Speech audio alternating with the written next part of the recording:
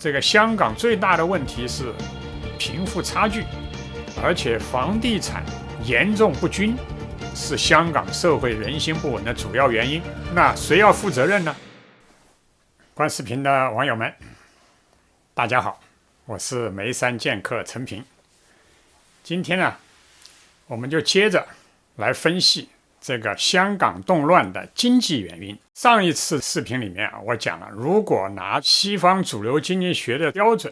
来看，香港的经济都是相当好的。为什么香港还有那么多市民参加社会动乱，受这个老殖民主义的教育忽悠？什么原因呢？我再看了一个数据，答案就非常清楚了。什么问题呢？香港有一个问题，并不是97回归以后造成的，而是历来存在的，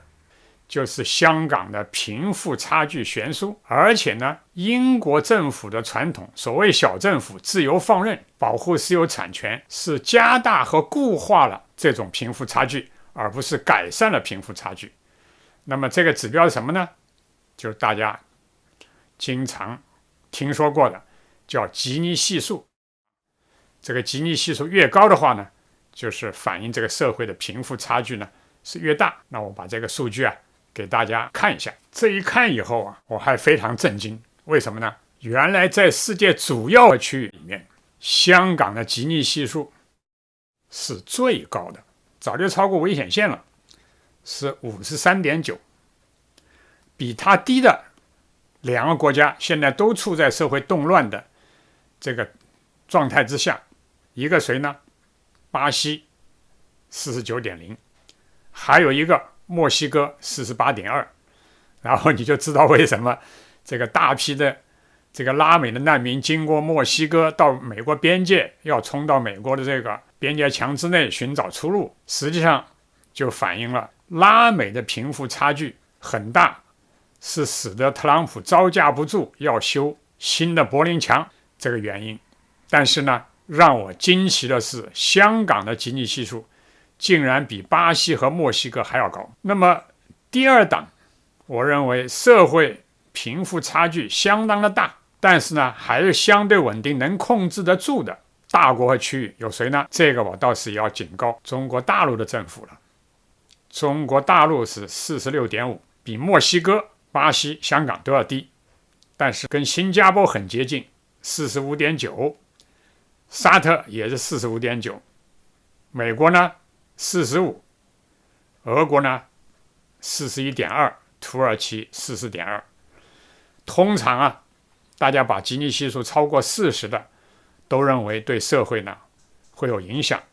所以中国现在国内舆论分裂，新加坡现在也开始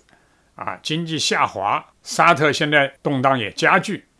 美国不用说了，枪击案不断，族群分裂，连俄国、土耳其最近虽然有强势的领导，国内也出现动荡的局面，其背后的原因呢就是贫富差距。当然吉尼系数不是一个唯一的指标，法国的吉尼系数是相当低的，应该来说是欧洲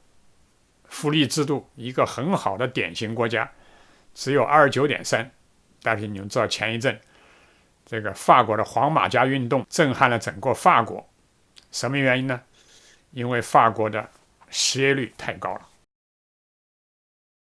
所以呢，我这里面介绍一个我们做复杂经济学的一个方法，就是不能像新古典经济学只看单一指标。所以我看社会动荡的话呢，有3个指标我是经常很注意的。第一个指标和第二个指标都是以前凯恩斯经济学观察的重点，是什么呢？失业率和通胀率。第3个指标就是贫富差距不能太大，而贫富差距大的一个重要的原因，我认为是房地产泡沫。所以这点上呢，新加坡的经验也是值得吸取的。新加坡的吉尼系数很高，贫富差距很大，但是新加坡在解决住房问题上，大部分老百姓是住的是政府建的公租房，而不是靠市场解决问题。所以新加坡社会的稳定要远远超过香港，也超过中国大陆的沿海城市。我认为这点是要学的。所以在这点上，我认为中国领导人迟迟不敢触动房地产泡沫这个问题，是将来深化改革的一个最重大的隐患，远远比现在的担忧的这个经济下行和失业率和这贸易战，我认为还要严重。这个问题呢，我们就另外再讲。那如果我们承认这个香港最大的问题是贫富差距，而且房地产严重不均是香港社会人心不稳的主要原因，那谁要负责任呢？好，我的观察就和现在香港所谓的民主派结论完全相反。这个罪责恰恰是英国留下来的所谓小政府这个制度，然后呢自由放任，不敢出动金融寡头、地产寡头的利益，然后要实行西方经济学所谓的帕雷托最优，贫富双方都不牺牲自己的既得利益，而要能够达到社会福利的改进。这个在香港、在日本、在新加坡、在其他国家，包括美国，都是不可能的。所以你必须呢要解决一个财富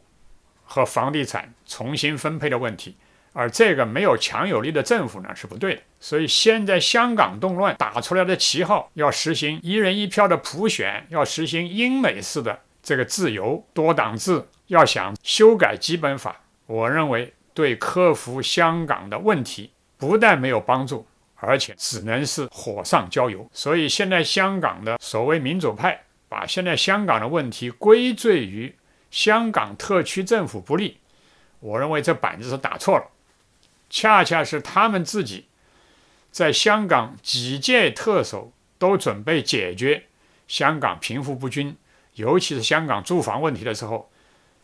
所谓的民主派都是出来阻碍的，而不是出来促进的。所以这些民主派，我的看法代表的不是香港的中产阶级甚至中下群众的利益，也不懂现代经济学的常识，也不懂世界各国的经验，他们只懂一件事情，就是盲目的迷信英美制度的优越性，所以被新自由主义和这传统的英国所谓自由放任这个教条洗了脑的，恰恰是香港的这些政治领袖，包括殖民教育培养出来的教师、新闻媒体还有法官。所以他们以为中国大陆的人被洗脑，我发现香港的人的视野其实是非常局限的，是他们被洗脑了。到现在为止还看不清世界的大势，希望寄托于当年的英国组织和美国的支持之上，完全看不到英国衰落退欧，而且联合王国有瓦解的危险，也看不到特朗普上台恰恰是要从原来希拉里他们搞的颜色革命、人权外交里面后退，放弃世界警察的地位，来挽救美国自己丧失竞争力、日渐衰落这个命运，还要指望美国人替台独和港独来撑腰，我觉得他们真是瞎了眼睛了。陈老师，我要提个问题。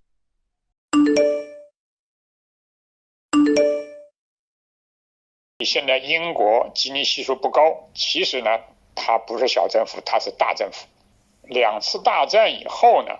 因为战争一打以后呢，老百姓没有安全感，所以呢就要求这个英国是工党大幅度的增加社会福利开支。现在这个英国基尼系数低，其实是因为2次大战以后呢建立了福利制度的结果。那么香港的情形和那个英国完全相反，除了这个医疗是学了英国的制度，有这个全民医疗以外，香港是基本上没有社会福利的，所以它那个基尼系数很大。